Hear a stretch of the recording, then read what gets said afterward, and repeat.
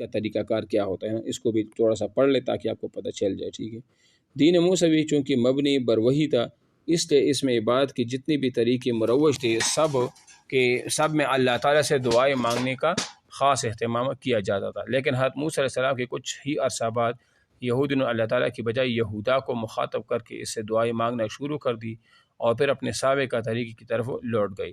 یہودا سے مانگی جانے والی ان دعاؤں کو منظوم شکل دی گئی اور پڑھنے والوں کو ہدایت کی گئی کہ ان منظوم دعاؤں کو پڑھتے ہوئے اپنے اوپر ایسی کیفیت طاری کر جسے سننے والے جذباتی انداز میں متاثر ہو سکے، ٹھیک ہے نا۔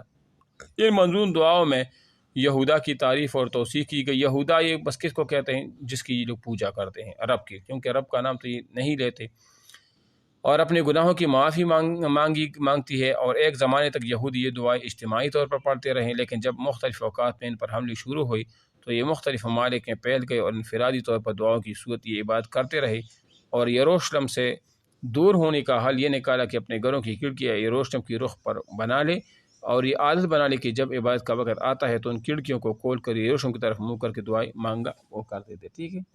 اس طرح ہم نماز جو ہے نا وہ پڑھتے ہیں نا کعبۃ اللہ کی طرف، یہ تو ہوا ان کا ایک دعائی طرف ہے۔ یہودی ٹوپی، یہودی آپ نے دیکھا ایک چھوٹی سی ٹوپی جو ہے نا وہ اس طرح سر کے ٹیکری سے ہوتی ہے، وہ اپنے سر پر رکھ لیتے ہیں، یہ بھی ان کے ہاں ایک مذہبی ہے۔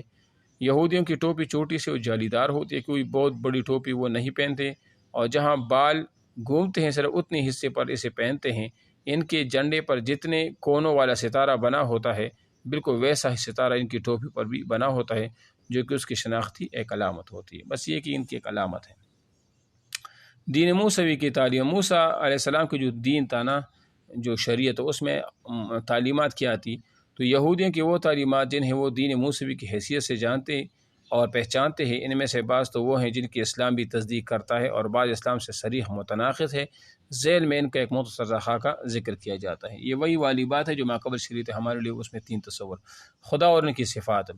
یہ بات گزر چکی ہے کہ یہودیوں کے یہاں اپنے خدا کا نام لینا ممنوع ہے۔ یہ الگ بات ہے کہ اس خدا سے مراد یہودا ہے، تاہم زبور کی تعلیمات سے معلوم ہوتا ہے کہ خداوند آسمان پر دیکھتا ہے، وہ سارے بنی آدمی پر نگاہ رکھے ہوئے ہیں اور اس کا تہہ آسمان پر موجود ہے۔ یہ ان کا خدا کی نزدیک ہاں جو ہے نا وہ تصور پایا جاتا ہے۔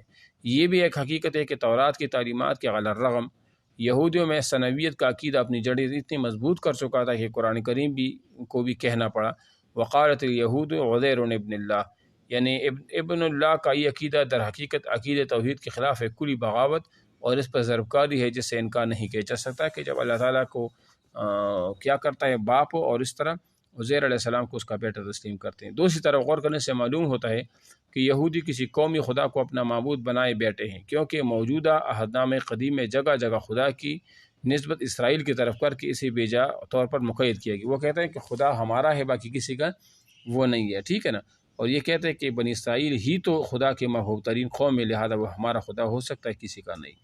تصور ملائکہ، یعنی انہوں نے خدا کو مقید کیا ہے اسرائیلیات میں، ٹھیک ہے۔ ملائکہ کا تصور ان کے ہاں کیا پایا جاتا ہے؟